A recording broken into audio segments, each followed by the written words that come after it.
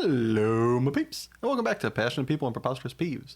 I am still your host, Ike, and before I get too more excited, I'd like to just take a moment and say thanks for being here and giving this pod a listen. It means a lot to me that you chose to use your precious time and give me, and my guest, your ears. Now, if after all this awesomeness you still have the wherewithal, it'd be really cool if you shared this with someone who you think would like it, or just subscribe yourself if you already haven't. That'd be cool. I'd appreciate it. Maybe even you'd appreciate it. Alright, I'm done with enough smarminess. If you want to hit me up and tell me how much of a lunkhead I was for saying such derpy things right there, feel free to message me at twitter.com/likeikes or email me at passionandpeevespodcast@gmail.com. Or, if you didn't find that problematic and, have somebody you think would make a great guest, you could also hit me up and try to connect me and them there. So this is episode 7, season 3. And this is probably going to be a relatively short intro because I think I have an ear infection. I think this because every time I turn my head to the left and up or down, I can feel what is feels like a corrosive twig going from like my collarbone up into my eardrum. So that's fun. Also found out that instead of having 3 weeks to test for the Magic the Gathering World Cup, or I guess it's not World Cup, it's World Championship. Instead of having 3 weeks like I initially had anticipated, effectively I have 15 days because the set comes out on the 5th, and then we have to lock in our deck lists on I think noon of the 20th. And this is all in September. So, yay! Delightful. This is I think 10 days, maybe just 7 days less than we had for the previous big Magic tournament I had. Which, if you thought that was normal, the last set was, I think, close to a month from when the set got released to when the tournament was. So, all tournaments are not created the same. It'll probably be fine. It'll be fine. What's the worst that can happen? Well, the worst that can happen is I get to go hang out with my friends in Vegas on time off and try to do my best. And, I think as time goes on, I think I'm getting closer to fine with that. So yesterday had a whirlwind. So hold on to your butts and listen to this magical adventure I had. Slight pun intended. So yesterday morning, I woke up to play a Mana Traders tournament, which I play fairly frequently when I have the opportunity to. I had prepped for this one. I was hopeful, get on, start off, win the first round, win the second round, and then lost the third and fourth round, putting me out of the competition that I felt was worth my time. So I dropped from the tournament, speedily drove down to a tournament that was going on at the awesome and highly recommended Collector Legion. I am a huge fan and sponsored by them for any and all big magical tournaments, and would really recommend, if you're ever in Los Angeles, or especially down around Long Beach, that you give them a look-see. They are amazing in every direction. Went down there. There was only enough players for it to be a 5-round tournament, cut to top 8. I ended up getting, luckily, the bye in the first round because somebody registered late, and that's their new policy, which seems fair. Once you're in the scene, you'll figure out why that seems fair. That sounds like mean-spirited to the people that sign up late on the outset, but when you're in it, you'll get it. Any which way, so effectively won the first round, played and won the second round, played and won the third round, and then was able to intentionally draw the fourth and fifth round to make the final elimination rounds, and then we split the prize pool. So went and played a 30-person tournament, played 2 rounds of Magic, and made nearly 100 in store credit. It was hilariously awesome. Afterwards, though, I was like, I can get more Magic in. So I tried to drive from there to Pasadena, which, according to Google Maps, I had basically just enough time to get there to play their tournament. It started at 6 p.m. However, the vile wench that is Los Angeles traffic reared her ugly head, and from my leaving time to what would have been my arrival time changed 20 minutes. And so I ended up bailing, coming back to my house, playing Magic, and having it go much worse than my earlier attempt in the Mana Traders tournament. So very volatile roll. But then went out, got Korean fried chicken with my boy and downstairs neighbor Kyler, previous guest, awesome Chadley Parson, And after coming back from getting Korean fried chicken, we played some Magic Online together drunkenly, and had like an absurd went like 5-1 and just crushed and had a lovely time. So very all over the place, very lovely. Started mid, went strong, ended strong, and had a very mediocre time in the middle. But at the end of the day, it's the people along the way. Speaking of people along the way, what a transition. I'm amazing. We have on this episode a very good friend of mine, and someone that has made a huge impact on my life and the way I've kind of progressed as a human being and Magic player in VINNIE FINO. We talk about it a little bit, but just know that if you come at people correct and with good meaning in your heart, it can really change things. I'm not saying go out there and, preach how people should change, but, if it's right, say it, I guess. I don't know. But this is a great friend and somebody that has meant a lot to me these last couple of years that I've gotten to know them, and I really appreciate all we've been able to do together and all that you've been able to help me achieve through, some guidance and some kind, lovely words and great giggles. You'll see what I mean about that after you get into the pod. Take it away, past me. All right, folks, with me today, he has the most top 8 appearances in the first regional championship qualifier season. He's a badass vestigial auricular motorist and his grandma's favorite grandchild. Please welcome VINNIE FINO.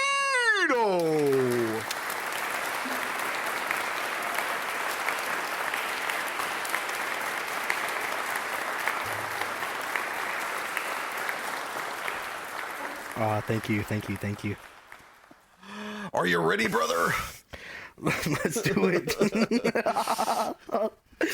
What decision in life are you the most proud of making? Finally putting myself first. Actually going to therapy. Definitely. I know that's 2, but definitely. I mean, they're like 2 strings on the same shoe. They're technically one lace. They just look like they're going in different directions. Yeah. Finally, putting myself first was hard because I always just did like whatever my family would think would be best. But yeah, finally putting myself first was awesome. Fuck yeah, man. How long has it been since you did that? Like 2 years. And the last 2 years have been fucking great. That's so awesome. What was there, like something that finally broke the camel's back? Was there something that encouraged or convinced you to do that? What was the turning point? How did that come to pass? I was just super sad. Like, I moved to Vegas for like a little while, and I missed all my friends, and I was like, all right, I'm gonna move back to LA, get a job out there, and just figure it out. And look at you now. Look at me now. Well, kind of in the same wavelength, is there a best or most memorable piece of advice you've ever received? Yeah. When I was a kid, my grandma told me that laughter is the best medicine. So I'd always try and make people laugh as much as I could. You might be the healthiest motherfucker I ever have met then, if laughter's the best medicine. A case in point. While we're kind of on this, for those that don't know, Vinny here is one of the people that gave me the best piece of advice when I came to moving to Los Angeles. So it kind of dropped that little nugget. Do you remember what it was? Was it at Legion when we played the trios? It was that old Legion, the trios tournament. Yeah. I'll set it up. You knock it down. Yeah. So the situation was we were playing in a team tournament, opposite teams, as we are rivals, and playing against each other in the legacy seat. And the game went to game 3. It was going down to turns, and it had been a long fought game. And I think we both thought we were favored to win the match or something like that. And it went to turns, and we had to. It naturally would have been received as a draw, but Vinny made the pretty normal and correct, just polite request of, hey, would you like to concede to me? Just as a chance that maybe I felt like I too was, or that I was agreeing with you and I thought I was losing and you were winning, or if I decided to just be like a randomly like Chad fellow. On that day, I was feeling neither of those things. And I responded by going, fuck no. To which Vinny gave me this delightful nugget that very much wormed its way into my ears. Yeah, I said, I was like, who the fuck are you to talk to me like that? And, like, that's so shitty. And, oh, that's not what you said. No? No. What you said was, hey, man, you seem like a pretty cool guy, and I'd like to be friends with you, but you're just being so fucking toxic, I can't. Well, I said that after I said the other stuff. I don't remember you saying the first bit. Oh, damn. That's what yeah.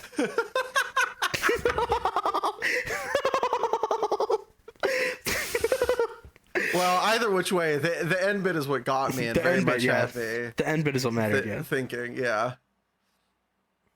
Yeah, So, very much changed my Magic life and my life in general for the better. So thank you very much for giving me a very memorable piece of advice. Oh yeah, I was talking about it with Erin when you were in the finals at San Diego, and she mentioned how you brought that up, and bro, I was like teared up. I was crying. Aww. I was like, damn, that's crazy.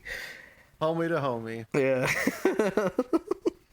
Well, to bring it back around to a little bit more lighthearted fun, if you were to ever take part in a worldwide wrestling federation styled event, what would you want your walkout song to be? Oh, dude.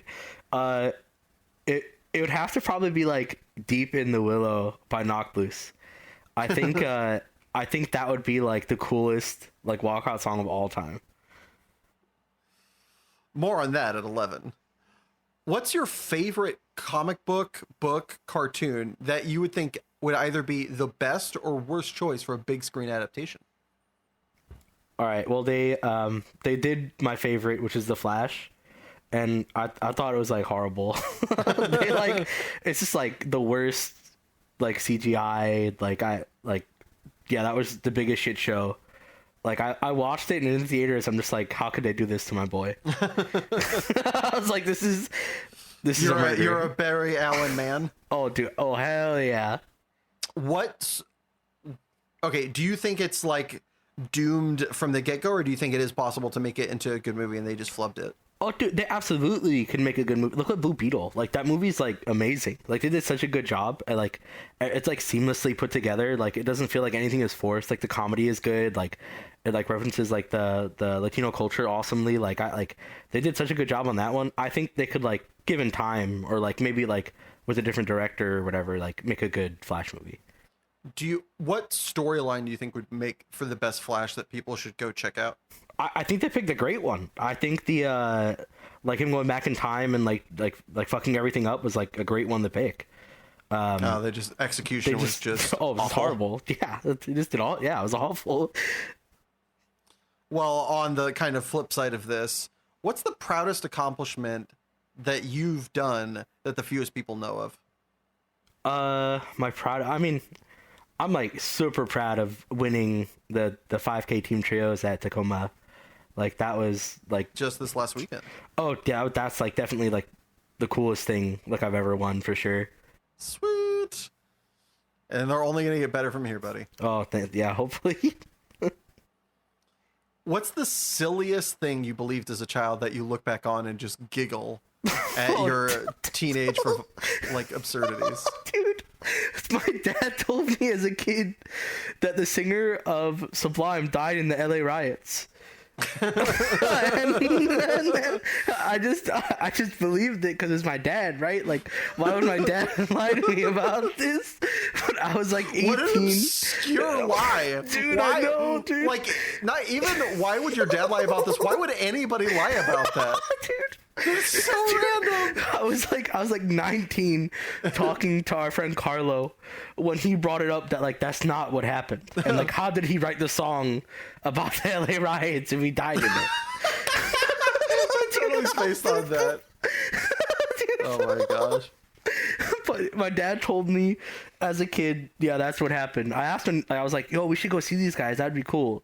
And he's like, he died in LA riots. I guess, like, are you going to tell, like, a 5-year-old he died of it? Yeah, like. What a cop-out. He's like, I don't want to go see him. He died in the LA riots. No, I mean, like, are you going to tell a 5-year-old that he died from an overdose or whatever? Like. I mean, if you're letting a 5-year-old listen to Sublime, I mean, probably, right? you might I mean, need yeah, to right? at some point. But yeah, that is I think the funniest thing I believed until I was like an actual adult. That's great. Well, in the same kind of circumstance, what's your favorite myth that you like to or find yourself most commonly dispelling? I mean, let's come back to this one. Okay. Coming back around town. What's your favorite G-rated curse word? Perhaps one that you have to use around elderly company or such. I really like dang it. Going classic and classy. Love it. I really like dang it. I use that one like instead of damn like all the time, like just in my normal like just normally all the time. It's got that like pulled tight tie true annoyance. Right? You know, that missionary just like vitriol. Dude. Dang it. It's like and you gotta say it fast too. You can't elongate dang. You can be like, dang it. Like that loses its teeth. But if you do it short, sweet, and like tight, like a quick guitar strumming, just dang it. Yeah, I all the time, like when I'm losing at Magic, I'll just I'll be like, dang. Oh, you give it the dang. Okay, I can see your head shaking when you say that. You cock it back left, and then you go to the right, and you don't it doesn't wiggle. You just go cock and just dang, and that's it. Yeah, that's my go-to for sure. Love it. That's so great. What is your favorite meal to make just for yourself? Oh, dude, any like vegetable with meat on rice is like so simple. Like it's like the tried and true for a reason, you know, like it's so quick. I have a rice cooker. I let it sit, like 30 minutes later I come back, I grill up some food and put some veggies in the plate and bam, like it's so quick. What's your favorite veggie meat medley? Oh, dang. Well, all right. Well, pork belly is like gotta be at like the tippy top. It's basically candy, but I'll allow it. I guess I'll put like broccoli next. Okay. Yeah. Pork belly and broccoli. Love it. Mixing the high fiber with the high fat. Guys, just balancing it out. It's the yin and the yang of meat and veg right there. What would you say is your biggest everyday temptation? Oh, dude. To just like not do anything. Just stay home. Yeah, just like I get up and I'm like, I could just not do it. There's the door and there's the couch.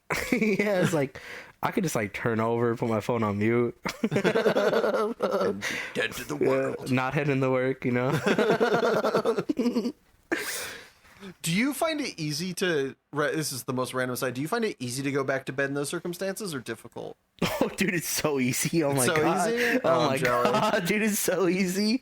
Like, I cannot go to bed after I like wake up and can read something. Oh, if dude. I can read something, I'm awake. I'm fucked. But if I have to like literally, if I'm gonna use the bathroom like when I wake up too early, or like just nature calls, however you want to typify it, I literally have to not turn on any lights, shuffle eyes down to the floorboard so that I don't see any encroaching light, whether it be from like just street lamp or actual sunlight. Use the bathroom. Do not turn on the light. Wash my hands with room temp water. Can't be hot, can't be cold. And then go back to bed, eyes like basically closed. Otherwise, I'm I will wake up and then I'm just like awake. Oh, dude. I've talked about it with Carlo, and he's just been like, I think you just don't sleep, so you could just sleep anywhere really easily. If I could like get 15 minutes, I'm asleep. Like, it doesn't matter where, it doesn't matter how, like, I'm sleeping. We need to have a sleep off between you and Lafayette. That's like the Grandmaster Sleep Finals. That man could literally, I've been playing Battlegrounds with sound on for some reason, shouting that I'm losing while listening to like ska, and he'll fall asleep with the lights on. No, like put a blanket over his face and just be out. That man was in the Somehow. military. I can't beat that, dude. Okay. The the king stays the king. Yeah, All right. there's no way. 0 outs. Well, while we're kind of around Sleepy Town, what's your last or your just in general most memorable dream you've ever had? Okay, so I growing up, I've like suffered from like night terrors like my whole life. I am sorry. It's good. One of them that I thought it got funnier as I got older, that I thought was like really scary as a kid.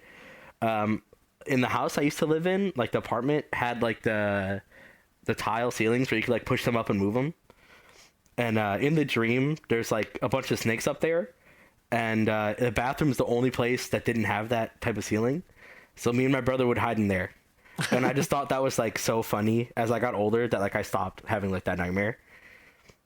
That's such a wild and specific nightmare. Yeah. That you're going in there, be like looking up and be like, all right, the ceiling's different. We're Yeah, safe. We're safe. Yes.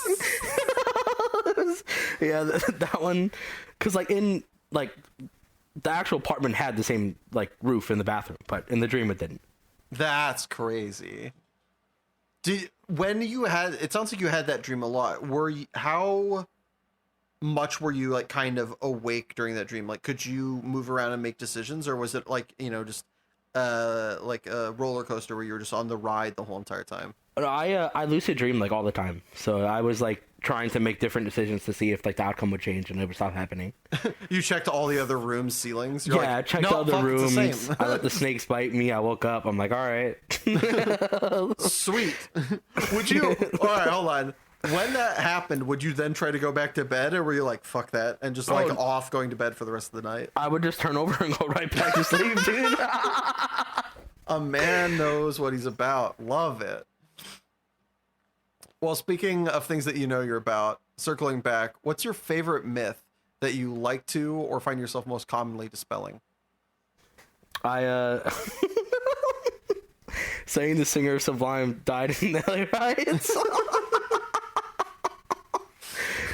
No, but I typically just like, yeah, I have nothing. I have nothing for this one. I mean, making sure that people know that he didn't die in the LA riots, in yeah. LA riots. That isn't important. You got to get that word out there. Yeah, I'm just out here helping the folks, A man of the people. All right, you alluded to it earlier, but lastly, before we throw it to break, if you could have the listener of this podcast hear one song you're choosing, which would it be? Oh, dude, Upon Loss by Knocked Loose, the sickest 2-song EP of this century. What is it about that really kind of gets you going? For also, what genre is it for those that might want to check it out and might want to stay away? It's metal. So unless you like it like loud and heavy, I wouldn't check it out. It's honestly, it's supposed to be Deep in the Willow, and then into the next song, like it just connects like perfectly, and it's just really heavy. Like I think that's like why I fuck with it. Like I didn't really listen to much Knocked Loose before like this came out. I was like supposed to go to Coachella with a friend of mine because Knocked Loose was going, and just for Knocked Loose. And then I started listening to them, and yeah, like they're like, if you like heavy stuff, dude, they're so fucking good. Sick. All right, with that, we're going to throw it to our first break. Feel free to stick around and enjoy this totally real commercial, or take a minute to enjoy Upon Loss by Knocked Loose. Or if you wanted to hear a song from a previous episode, check out the playlist on Spotify. Passionate People and Preposterous Peeves podcast, Song Rex. It's a long title, I know. Don't worry, there's a link in the description. Either way, see you in a bit. Do you ever find yourself doing a mundane activity with nothing to keep you from gouging your eyes out or sticking a pencil through one ear and out the other? Uh-huh. Well, then perhaps I could introduce you to music. Music comes in a variety of different types, flavors, and colors. Theorists say that it's the best thing to introduce to your life since food. So go out and get some and make your life just a little bit more bearable. Welcome back, everybody. So, Vinny, what is your passion that you've brought with you today? I'd have to say like Magic the Gathering, dude. It's like the sickest fucking thing ever. Well, we talked about this before, and it's not just Magic, or it's not just the kind of nebulous, all-encompassing thing that is Magic. There's a specific thing that we had discussed that I found so fascinating that you really, it made a big difference to you. Oh, I think the community is like insane. Like I was like this shithead little kid that like didn't have like a whole bunch of friends, and like I came to like start playing at turn zero, and like I was welcomed with open arms. Like everybody there was cool and chill and like teaching me how to play and like giving me cards, and dude, it was like a whole like it was awesome. Like When did you first? You said turn zero, which is actually a shout out, local haunt of mine here in Koreatown, Los Angeles. When did you first get introduced to Magic? Shadows over Innistrad just released, so like 2016. So a hot minute ago. Yeah. What had you played any kind of trading card game before that, or been in the scene? Like, what brought you around to being involved with Magic? I played like a lot of Hearthstone. I like got to Legend for a few seasons in a row playing like the Hunter like aggro decks. Mm-hmm. And then a cousin of mine was like, "Hey, like, do you want to play like Hearthstone button paper?" And I was like, "That sounds cool." And yeah, I played like a vampire, like bullshit mono black deck, and it was fucking cool. That's sweet. So you come down. I'm assuming you lived in Los Angeles at the time. You didn't just like drive to LA to play. I lived like 2 blocks away from Turn Zero. Okay. So you come over. You're playing. And what is it about the community in your experience that is so different than any other gaming community, or what was it about Magic that really was just so different? It was really cool that like everyone is welcome. Like there was no like if you imagine like League of Legends, it's like kind of like, you know, only the good players are like welcome to hang out and whatever. And then same thing with like Hearthstone. It felt like there was no like community around it or whatever. But yeah, like you could just go and you could just hang out in the shop, not even like play, and like people were like down to talk about what they were doing, and I like really had no idea what was going on, and I'd ask like, "Hey, like why'd you do that play?" Like, and they were like totally down to explain and like help me get better and help me learn. Like there was no like, "Oh, this shithead little kid is like asking" or whatever. Like people were down. That's so awesome. Yeah, like, there's this common phrase for those of you muggles that aren't in the know. It's called Magic the Gathering, and a lot of people I've heard recently really refer to the meeting up, calling it the Gathering, and saying that's kind of what it's all about. Very much to your point of just enjoying being around each other and being so inclusive. Oh yeah, absolutely. Like I think like a few of my buddies, like when we just played in Tacoma, my legacy player David, he doesn't like play like at all unless it's the team events, and he's like, it's all for the hangs. Like he doesn't like. He was coming if we were playing or not, just to hang out and meet up and get some drinks and have some food together. That's so fucking awesome. What would you say where do you see the kind of community going from where it was for like what you experienced in 2017 to where it is now? How do you think it's changed?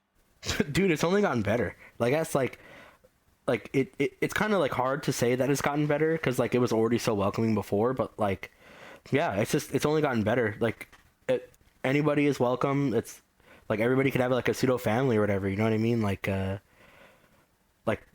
it's nuts. Like so many of my friends like their family is not very cool or good people, and they've like called like us as their family, and like I think it's true. Like it like depending on like where you are and like how you feel with the people that you're around with the community, like it's just your family. What would you want to see change in the community aspect of Magic? Are there things that are problematic you think could get better? Well, yeah, of course. Everything has like their like could be better or could be worse, right? Like off the top of my head, I wouldn't be able to like say what I think could be better or what could be worse. I think maybe like the judge program probably could be like a little bit better.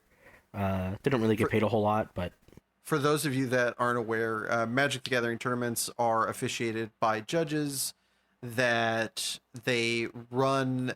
Wizards of the Coast, the creator of Magic the Gathering, runs a certification program to certify your level of competency, and that's kind of where they end.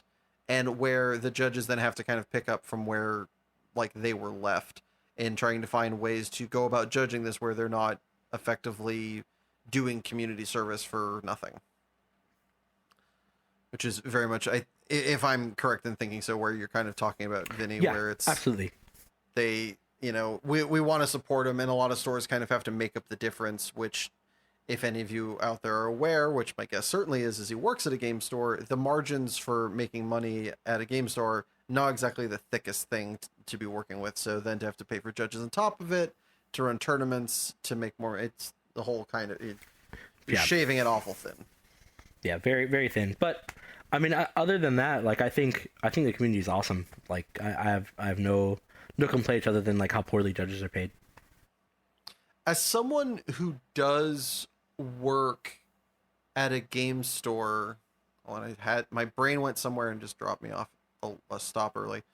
As somebody who works in a game store, what is some of the things that you notice about the way the community interacts, not only from being involved in the community, but when you're standing behind the counter? What are the differences that you see that you wouldn't have noticed before? People just want to be talked to, man. Like, people just want to talk about their stuff. Like, more often than not, like, a dude will be looking in the case, and I'll be like, hey, what's up, dude? How can I help you out? And he's like, oh, I'm just browsing. I'm like, hey, if you have any questions, please, let me know. And they're like, oh, yeah, like, I have this mono black commander deck, I was thinking of cool cards to add. Like, what could you think? And I'll just, like, talk to them about it, ask what it does, like, just, like, give the chit-chat, and then start talking about it. And people just want to talk about their stuff, dude. Like, end of the day, like, they just want to, like, look how cool this is. It's mine. And I'm there to be like, that's fucking cool, dude. That's awesome. What would your dream involvement be with the Magic community, given, if you could kind of write your own future? How would you want your story to play out in regards to your interactions with the community? I mean, I'm kind of happy, like, with my interactions with the community already. Like, the community at, like, the store I work at, Collector Legion, is, like, really cool, really chill. Like, everybody that comes by is really dope, and, like, makes my job really easy. Like, I kind of just, like, talk to people. They ask, like, hey, do you have any of this? I'm like, yeah, I do. So, like, I'm, like, pretty happy with, like, my contribution to the community already, if I'm going to be completely honest. That's rad. So, walk me through, as you're kind of in this unique blend of somebody who plays Magic, works at a Magic store, and first and foremost, like, really cares about the community and the way it interacts with itself. What is the day in the life of VINNIE FINO, the Magic community, I don't want to say coordinator, but caregiver? Oh, dude, I wake up, I get cleaned up, I go to work, I talk with customers, I sell them stuff, I do some back-end stuff, where it's like adding stuff to our inventory, making sure that it looks like it's actually correct. Not that it's actually correct, just needs to look like it. Yes. And then, and then I clock out and have some dinner and hang out with friends, and that's it. Rinse and repeat, baby. Unless you forgot about the snoozing the phone and turning back over for 15 more minutes. No, I said I want to. I don't actually do it. What would you say is the biggest misconception about the Magic community by the wider world? They were all like weirdos. Like, we're just people that just want to play a children's card game, man. Like, that's it. Like, we're not, like, all like weirdos that like live in our mom's basement or whatever, like, we're all just trying to have a good time and like get rid of stress however we can, and this just happens to be one of those ways. Yeah, some of us are people that work at game stores, some of us are teachers, some of us are world-renowned Grammy Award-winning rap artists, some of us are retired football players that went to the Super Bowl. Yeah. Some of us are MLB champions, right? Was he a champion? Who's the guy from, like, I think he's from the Giants or whatever like that? Yeah, he's a champion. He's a champion? Okay. I wasn't sure which year he was part of the Giants. But yeah, absolutely. We're all just as sane and normal as anybody else. It's just our preference of, relaxation hangout is a little bit smaller, but 2x3. Yeah, there you go. What would you say is your favorite non-obvious aspect to being a community member and player and, worker at a game store? Uh, hon- Honestly, it's like it feels so rewarding to win and like be good, and then have people ask you about stuff. That's like that shit's crazy. That's just like serotonin to the brain, dude. Is that something that how do I say this? Would you rather, given your love for the community but also predilection towards competition, would you rather introduce somebody to playing Magic who's never played before and kind of like like if somebody came into the store and be like, oh, what is that game, and getting to explain that and like tell them how it works? Or would you rather talk to somebody already in the game and like tell them about some sick play? Oh, dude, I'm out here trying to get people to play Commander, bro.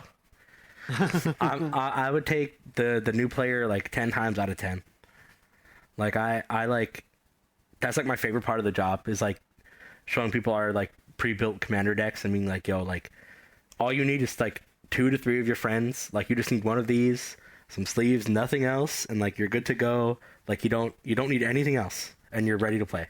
All right, I know you didn't sign up for this, but you down to do a little bit of role playing?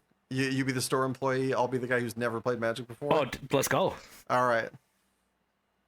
Hi. I saw some people over there playing with these brown cards. They're making a lot of noise.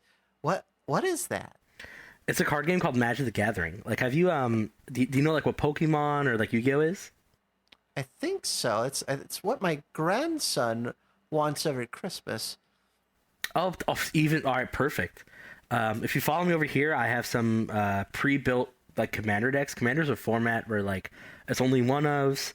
You have like a leader as your as the guy you build your deck around, and all you need to do is all you need is one of these. Like, does your grandson play? I think so. Yes, he does. This is where I would like go and like grab some like Magic cards and be like, do the backs look like this, or does it look more like this? This is where I would like show, like, hey, like which one of these does it look like? And if he keeps talking about it, if he says, yeah, it looks like this, I would probably mention about how like if his grandson plays, maybe he could ask him what he plays, and then he could let me know in the future. That way I'd be able to recommend him something. So if somebody listening to this wanted to try out Commander or learn more about this, what are the ways that you recommend somebody who's like never touched a Magic card and they're going to like, it's like another language? What are the steps that you'd recommend for them to take if they wanted to get integrated into this game? Oh, step one is like how to play Magic the Gathering on YouTube. That's like the easiest, like step one for sure. And then from there, like if they're looking to play like multiplayer, like with their friends, like a more casual setting, like more for fun, definitely look up like how to play Commander and like go from there. Like if you're interested in playing competitively, like I would download like MTG Arena on like, you could download it on like Mac, you can download it on your phone, you can download it on Windows. Just type in like MTG Arena download, and it should pop up. But there's ways to play, like you could play draft, you could play like standard. There's a bunch of other formats on there. I definitely recommend like that as if you're looking to play like more like competitively. But if you want to be casually, I definitely like Commander is like the easiest way to go, like for sure. If somebody, now to get a little inside baseball, if somebody was to go, okay, yeah, I've played some Magic, what Commanders should I get? What are your general recommendations for Commanders? Or what's the kind of selling pitch you have there? Yeah, I would ask what they like doing. Like, what colors do they like playing? Like, what is their like idea of like, I did something really cool. This one dude came by and he's like, oh, I really like Grixis. I think like casting big spells is really cool. So I like instantly told him about. Mundar. Oh no, dude! There was one from Streets, the Grixis deck from Streets. He gives all of your like instants and sorceries casualty too. And I told him how like you could cast like time stretch, sack a creature with 2 power, and take 4 extra turns. And he was like, that is the coolest fucking thing I've exploded. ever. Dude, yeah, dude, like a new world opening to this guy, yeah. And like that was like, yeah, he just instantly bought it. And like, yeah, that was like one of the easiest sells of like my entire life. is what is your idyllic circumstance with you and Magic moving down the line? Like, what is something that you hope to achieve, either playing Magic or being a vendor of Magic moving forward? Like, what is something that you kind of like are focused in on in that space? I mean, like, end goals is like going to Worlds. Like, I'd love to join you and Bradley eventually. Like, that'd be like the coolest thing of like all time. But if that doesn't happen, then yeah, I'll probably just end up being a vendor, like doing GPs and like MXPs and like Star City game stuff and whatever. Hell yeah. All right. Well, to move on from something so lovely and heartwarming to something so putrid and peeving. Vinny, what is your preposterous peeve? Oh, dude, talking to people with speech impediments is like so so hard. I just sit there and like my whole body's shaking. Like I can't even like focus on what they're saying. Like it's so fucking stupid. It's like it's just so mean. I can't even help it. Like I feel bad afterwards because like I know the people. You know, they're nice. They're really good people. But it's just I sit there and I'm just like, what the fuck is going on? You're just bothered from head to toe, regardless of whether you don't want to be. Dude, it's so bad, dude. I really appreciate that you brought up the fact that it does bother you, that you're annoyed, but it still cannot be. I can't help it. Like I sit there and I just seethe, and I'm just like, why? Like, why am I here right now? It definitely sounds like a curse of a sort. Yeah. When did you first notice this being a problem for you? When I started working at Collective. Turns out nerds and speech impediments, slight correlation there. Yeah. Did you have a time where this really just got to be the most problematic it ever has? Oh, dude, one time this dude was talking to me and I I didn't mean to, but like I like mimicked the speech impediment. Oh no. Yeah, and like it wasn't like on purpose or nothing. I was just like trying to like like walk away, and yeah, I mimicked like his speech impediment, and then I like ran away and sent a coworker up front.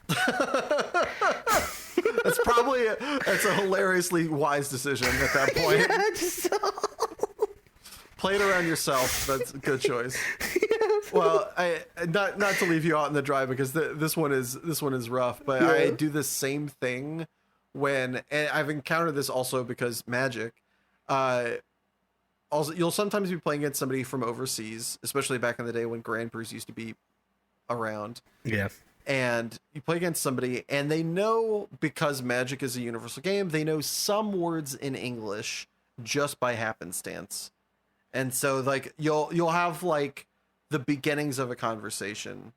And, like, one of my preposterous peeves is that I'll be talking with somebody, you know, we'll be conversating in the game, and then at the end of the game, I'll have, like, a question or something, and I'll say it to them, assuming that they speak maybe not good English, but, you know, enough English that we can continue this conversation and maybe get a little bit of, you know, a strategic banter going on. And they'll just look at me after I've lost. It's always after I've lost that this peeve pops up. But I'll be like, oh yeah, like, you know, should I have done this? Or what do you think? And they go, no English. It's like, you were just talking to me in English.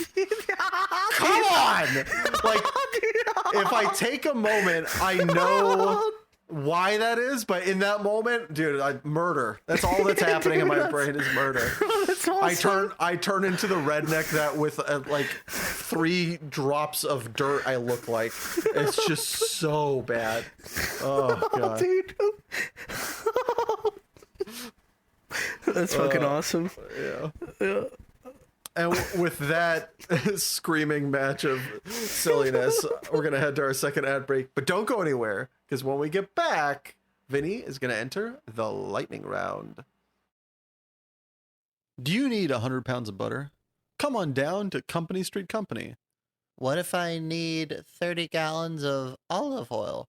Come on down to Company Street Company. But what if I just want one flatless bird roasted for a reasonable price? Come on down to Company Street Company. Okay, but... Just come on down to Company Street Company. We have everything for a better price. free snacks, and employees who don't want to kill themselves or you because we treat them like fucking human beings. Yeah, but yup.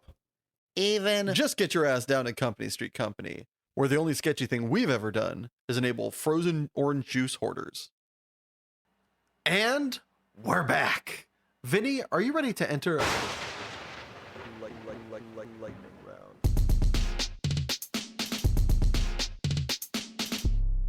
The lightning round. Let's go. All right, buckle your seatbelts and keep your arms inside the ride at all times. Vinny, is there a price for you to give up your passion forever? Oh, no. Make the food or do the dishes? Make the food, for sure. Did you ever cheat on a test in school? No, I have not. Would you rather have your inner monologue sound like Gilbert Gottfried or Fran Drescher? Fran Dresser, I guess. Pineapple on pizza or fist fight? Pineapple on pizza. I don't think I'd win a fist fight. You're having the best day of your life. What happens next? Another amazing thing or something terrible? Oh, something terrible, dude. Every time. Is professional wrestling cool or lame? All right, my dad loves it, so it's cool. Nick Cage, best or worst ever? I'm in the middle, dude. I love his new stuff. Are soups smoothies? Fuck you. Do you create your own thoughts or do you just listen to them? Oh, I make them, baby.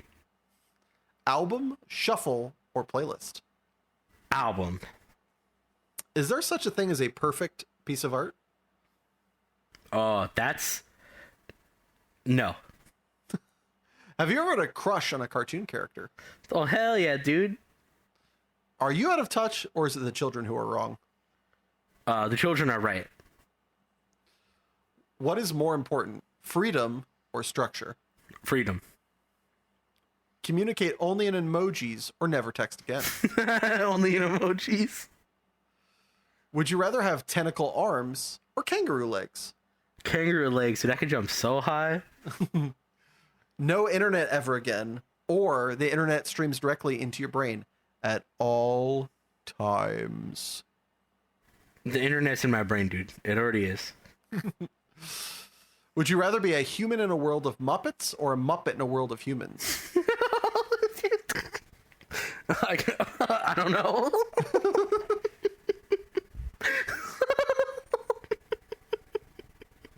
I'm sorry.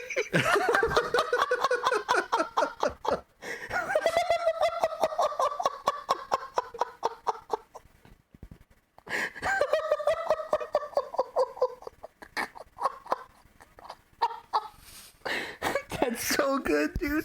We got him, folks. He's down. Would you rather meet an extraterrestrial or a ghost? A ghost. Muzak at all times that only you can hear, or a live studio audience that everyone can hear? Music only I could hear. Surf or turf? Surf.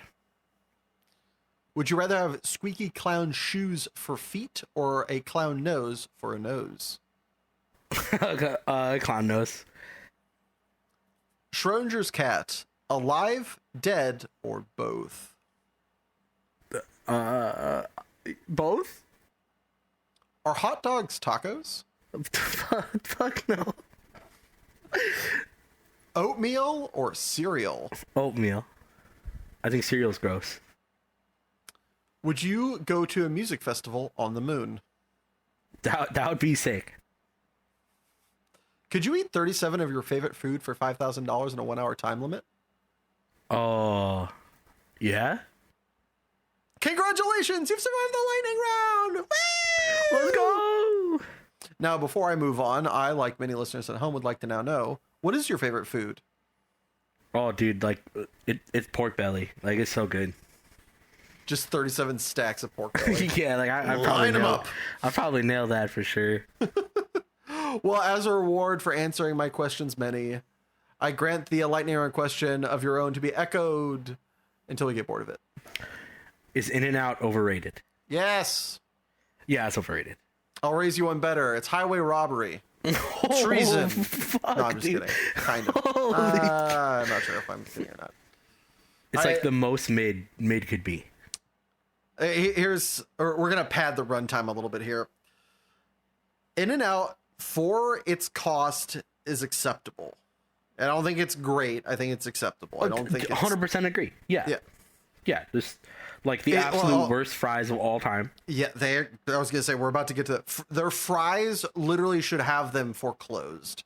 Yeah. They're not fries. They're burnt matchsticks. They don't even come with fucking salt. Oh, but you can salt them. I can also make my own burger at fucking home. I don't need to go to a place to spend $6 to have somebody that's treated mildly decently at a fast food restaurant make my burger for me. But I do it because I'm lazy.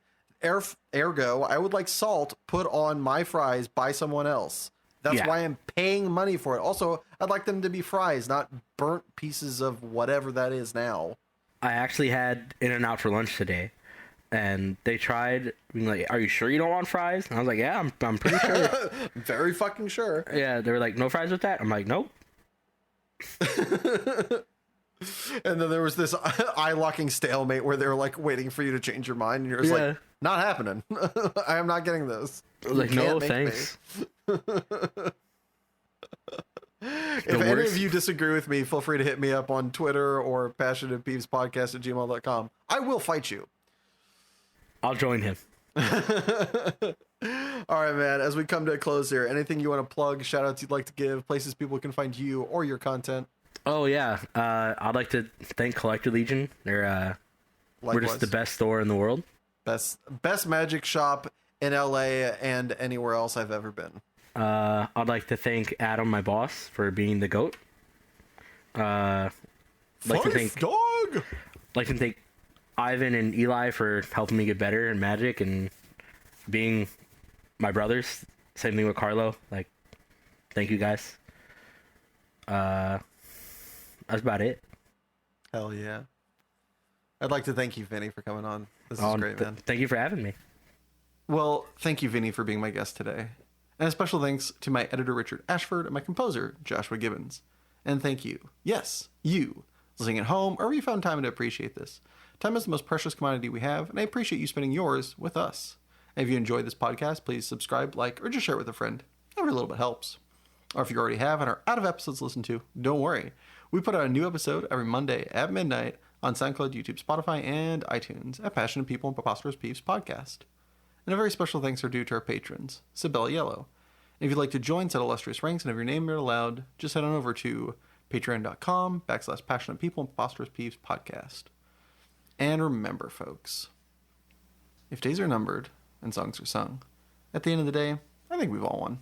So please stick around, because great things have only just begun.